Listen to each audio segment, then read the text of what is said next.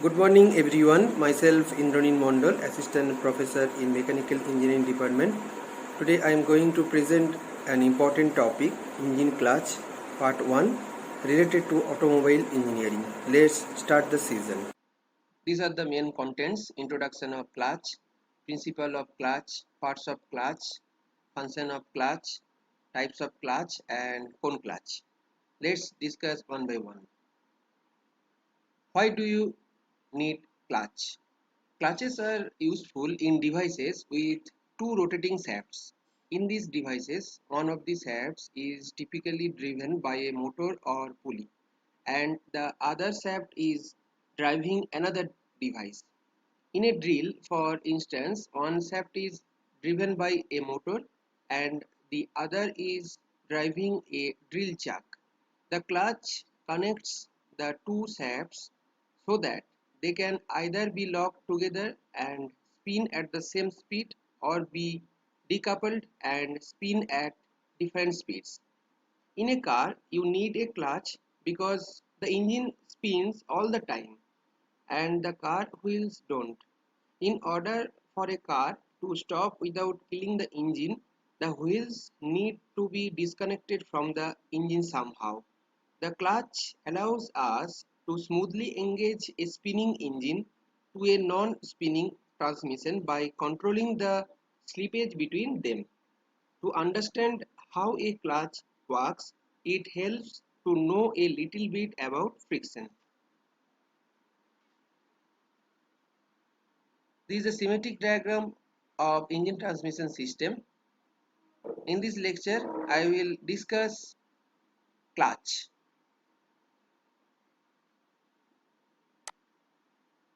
Introduction part. A clutch is a mechanical device which engages and disengages power transmission, especially from driving shaft to driven shaft. In the simplest application, clutches connect and disconnect two rotating shafts, driven shafts or line shafts. In these devices, one shaft is typically attached to an engine or other power unit, that is the driving member, while the other shaft, the driven member, provides output power for work. Clutch is a mechanism which enables the rotary motion of one shaft to be transmitted at will to second shaft whose axis is coincident with that of first. Clutch is located between engine and gearbox. When the clutch is engaged, the power flows from the engine to the rear wheels through the transmission system, and the vehicle moves. When the clutch is disengaged, the power is not transmitted to the rear wheels and the vehicle stops while the engine is still running. Clutch is disengaged when starting the engine, shifting the gears and idling the engine. Clutch is engaged only when the vehicle is to move and is kept engaged when the vehicle is moving. Found on vehicles with manually shifted transmissions. What is the basic principle of clutch? The very first principle on which a clutch works is friction. When two revolving friction surfaces are brought into contact and pressed, then they are united and start revolve at same speed due to friction force between them. This is the basic principle of clutch. The friction between these two surfaces depends on the area of surface, pressure applied upon them and the friction material between them. The driving member of the clutch is the flywheel mounted on the engine crankshaft, and the driven member is pressure plate mounted on the transmission shaft. Some friction plates, sometimes known as clutch plates, are kept between these two members. This whole assembly is known as the clutch. Three conditions are there: engaged, sleeping, disengaged. In engaged condition, lock together and spin at the same speed. In sleeping condition, lock together but spinning at different speeds. In disengaged condition, unlocked and spinning at different speeds. What is the main function of clutch? An automobile clutch has some functions. In a car, you need a clutch because the engine spins all the time and the car wheels don't. In order for a car to stop without killing the engine, the wheels need to be disconnected from the engine somehow. Control the transmission of engine power to the wheels.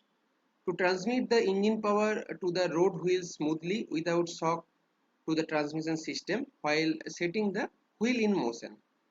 Allow load to be applied to the engine gradually. Allow shift of gear while vehicle is moving without damaging the gear wheels.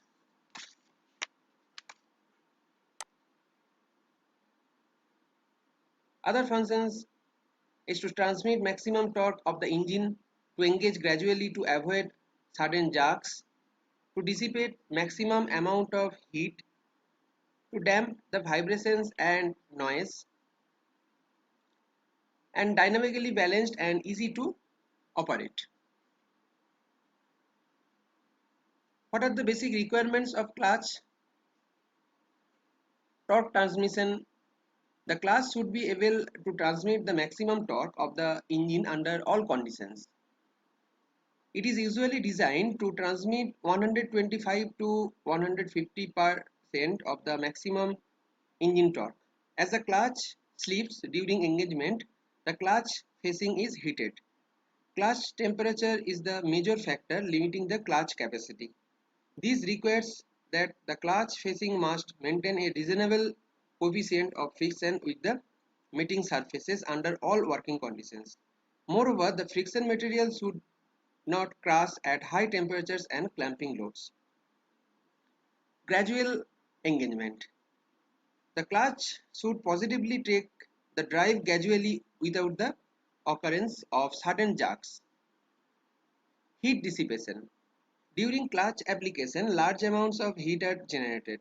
The rubbing surfaces should have sufficient area and mass to absorb the heat generated. The proper design of the clutch should ensure proper ventilation or cooling for adequate dissipation of the heat. Dynamic balancing. This is necessary particularly in the high-speed clutches. Vibration damping. Suitable mechanism should be incorporated within the clutch to eliminate noise produced in the transmission. Inertia. The clutch rotating parts should have minimum inertia. Otherwise, when the clutch is released for gear changing, the clutch plate will keep on spinning, causing hard shifting and gear clashing in spite of synchronizer. Clutch free pedal play. To reduce effective clamping load on the carbon thrust bearings and where thereof sufficient clutch free pedal play must be provided in the clutch. So these are the basic requirements of clutch. What are the main parts of clutch? Driving member, driven member and operating member. This is a schematic diagram of various parts of the clutch. This is a clutch housing, clutch fork bolster, clutch fork, clutch linkage, pressure plate assembly. This is the flywheel, clutch disc and release bearing and hub. Let's discuss. Driving member. It is the member which is directly connected to the crankshaft. The driving member consists of a cover which carries the pressure plate, that is driving disc, the pressure springs and the releasing lever. This entire assembly is bolted on the flywheel and rotates with engine all the time. The flywheel and the pressure plate grip the driven member between them under the action of the pressure spring. Driven member. The driven member consists of a plate which is free to slide lengthwise on the spline lines of the clutch shaft but which drives the shaft through those spline lines. This plate is known as friction plate. The clutch housing also includes in the driven member. Operating member. The operating member connects the driver to this whole assembly. It consists of foot pedal, the linkage, the release lever and springs necessary to ensure proper operation of the clutch. I have told earlier this is a schematic diagram of various parts of clutch. This is another schematic diagram of parts of clutch. See, this is flywheel, this is clutch disc, this is pressure plate, and this is release finger. This is coil springs. These are springs between hub and disc absorb shock as clutch is engaged. This is fulcrum pin. This one is eye bolt and this is stud. This is a clutch cover. This is hub. This one is release fork and this is throughout bearing. What are the main components of clutch? Primary components and secondary components. Under primary components, there are flywheel, clutch, disc, pressure plate, release bearing, and under secondary components, there are pilot bearing, release fork, and slave cylinder. I have told earlier the schematic diagram. This one is flywheel, this one is clutch disc, this one is clutch cover, this one is release bearing, this is clutch release bearing hub, this one is clip, and this one is clutch release fork. What are the basic types of clutch? According to the method of transmitting torque, there are two types of clutches. First, positive clutch or dog clutch. Second, friction clutch. Friction clutch is further classified as cone clutch, single plate clutch, multi-plate clutch, and diaphragm clutch. Hydraulic clutch. Hydraulic clutch is further classified as fluid coupling and hydraulic torque converter. According to the method of engaging force, clutches are classified as spring type clutch, centrifugal clutch, semi-centrifugal clutch, electromagnetic clutch, and according to the method of control, there are automatic clutch and manual clutch. Let's discuss one by one. Positive clutch. The engaging clutch surfaces interlock to produce rigid joint. They are suitable for situations requiring simple and rapid disconnection, although they must be connected while shafts are stationary and unloaded. The engaging surfaces are usually of jaw type. Friction clutch. In this type of clutches, friction force is used to engage and disengage the clutch. A friction plate is inserted between the driving member and the driven member of the clutch. When the driver releases the clutch pedal, the driven member and the driving member of clutch comes in contact with each other. A friction force works between these two parts. This is a schematic diagram of friction clutch. Let shaft A, sorry, let shaft A and the disc C be revolving at some speed, say capital N RPM. Shaft B and the disc D geared to it are stationary initially when the clutch is not engaged in this condition. Now apply some axial force W to the disc S so that it comes in contact with disc C. As soon as the contact is made, the force of friction between C and D will come into play, and consequently the disc D will also start revolving. The speed of D depends upon friction force present, which in turn is proportional to the force W applied.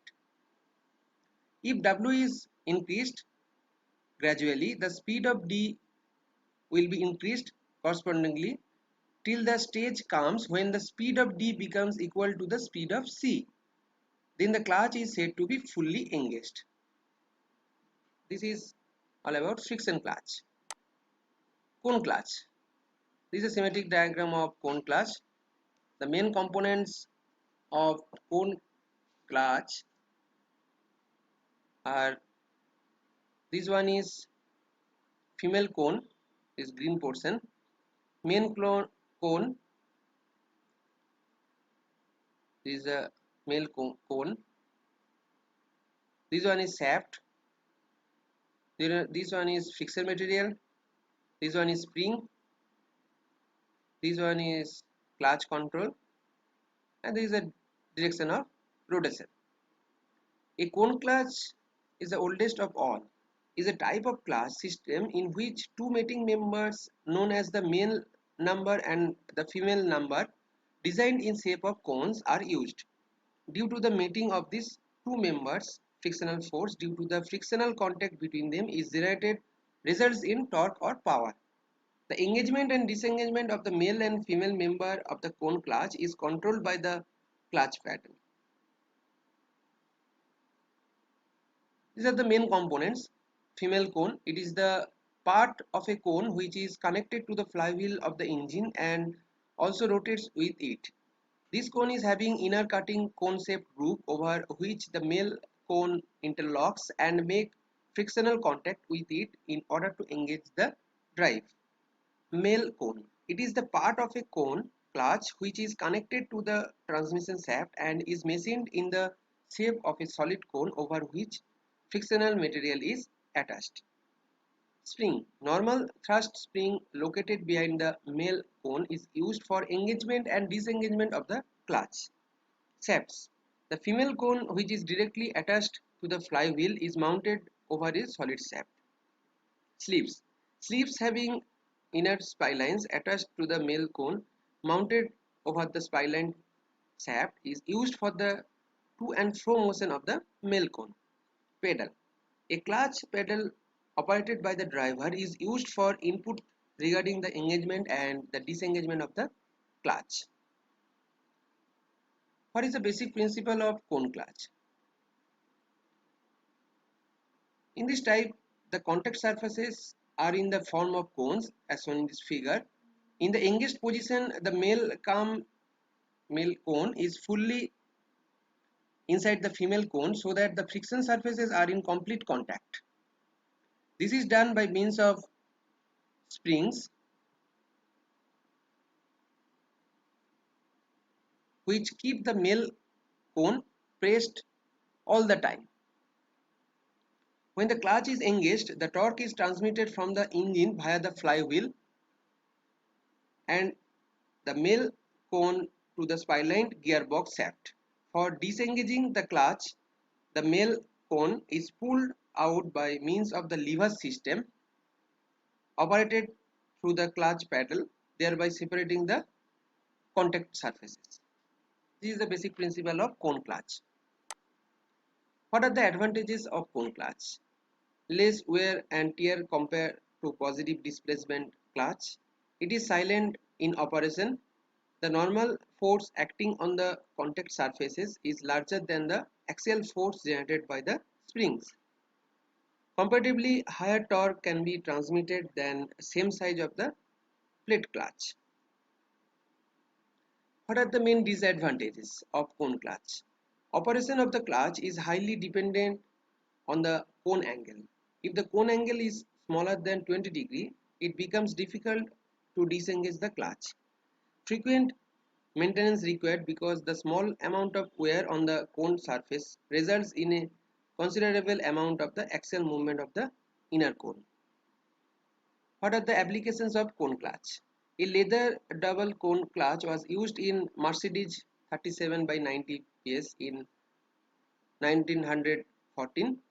Mercedes Grand Prix Rennwagen used double cone clutch in 2014. Cone clutches are used in various manual transmissions as synchronizers. They are used in various heavy machines. This is the basic concepts of cone clutch. In my next video, I will discuss other clutches. If you want to get more videos, please like, share and subscribe my channel. Thank you.